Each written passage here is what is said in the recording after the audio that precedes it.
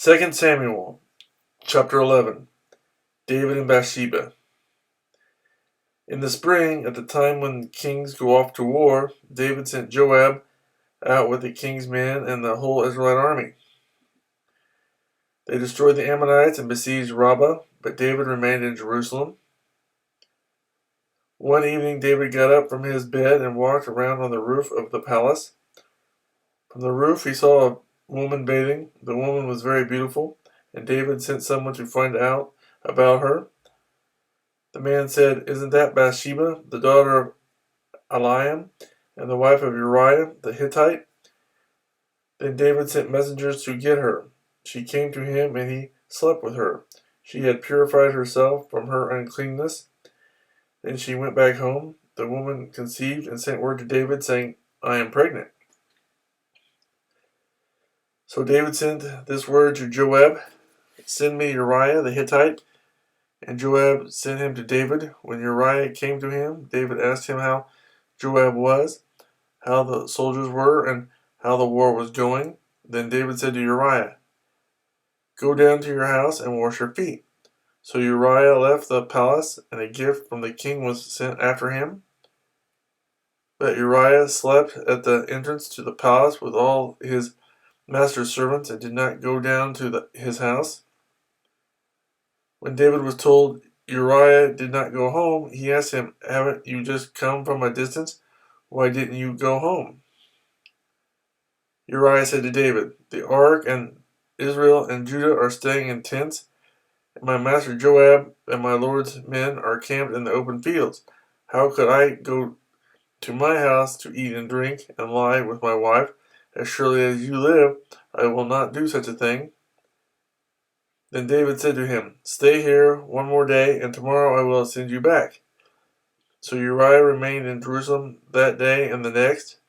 At David's invitation, he ate and drank with him, and David made him drunk. But in the evening Uriah went out to sleep on his mat among his master's servants. He did not go home. In the morning David wrote a letter to Joab and sent it with Uriah. In it he wrote, "Put Uriah in the front line where the fighting is fiercest. Then withdraw from him so he will be struck down and die."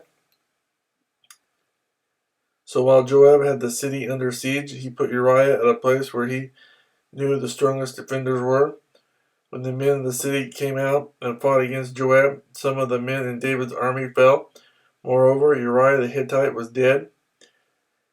Joab sent David a full account of the battle. He instructed the messenger, "When you have finished giving the king this account of the battle, the king's anger may flare up, and he may ask you, 'Why did you get so close to the city to fight?